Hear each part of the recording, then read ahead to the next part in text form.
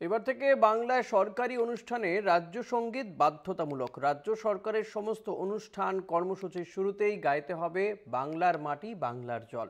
একই সঙ্গে শ্রদ্ধার সঙ্গে প্রতি বছর পয়লা বৈশাখ বাংলা দিবস হিসেবে পালন করবেন পশ্চিমবঙ্গবাসী। বিজ্ঞপ্তি দিয়ে ঘোষণা রাজ্যের মুখ্য সচিবের।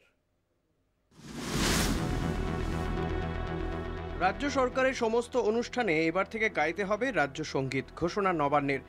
রবীন্দ্রনাথ ঠাকুরের লেখা বাংলার মাটি বাংলার জল এবার থেকে রাজ্য সঙ্গীত হিসেবে প্রতিটি সরকারি অনুষ্ঠানে গাওয়া হবে। বিজ্ঞপ্তি দিয়ে ঘোষণা মুখ্য সচিবের। বিজ্ঞপ্তিতে উল্লেখ করা হয়েছে, যে কোনো সরকারি অনুষ্ঠান ও কর্মসূচির শুরুতে রাজ্য সঙ্গীত গাইতে হবে। 1 মিনিট 59 সেকেন্ড ধরে গাইতে হবে রবীন্দ্রনাথ ঠাকুরের বাংলার মাটি বাংলার জল। অনুষ্ঠানের শেষে গাইতে হবে জাতীয় সঙ্গীত। এই দুই গানে উঠে দাঁড়াতে হবে উপস্থিত সকলকে। একই সঙ্গে বিজ্ঞপ্তিতে বলা হয়েছে, প্রতি বছর শ্রদ্ধাপূর্ণভাবে পয়লা বৈশাখ দিনটিকে রাজ্য দিবস হিসেবে পালন করতে হবে। এদিকে রবিবারই রাজ্যের মুখ্য সচিবের দায়িত্বভার গ্রহণ করেছেন বিপি গোপালিকা। স্বরাষ্ট্র সচিব হয়েছেন নন্দিনী চক্রবর্তী। এর আগে রাজ্যপাল সিভি আনন্দ বোস নন্দিনী চক্রবর্তীকে তাঁর সচিব পদ থেকে সরিয়েছিলেন। সেই নন্দিনী চক্রবর্তীর ওপরেই আস্থা রাখলেন মুখ্যমন্ত্রী।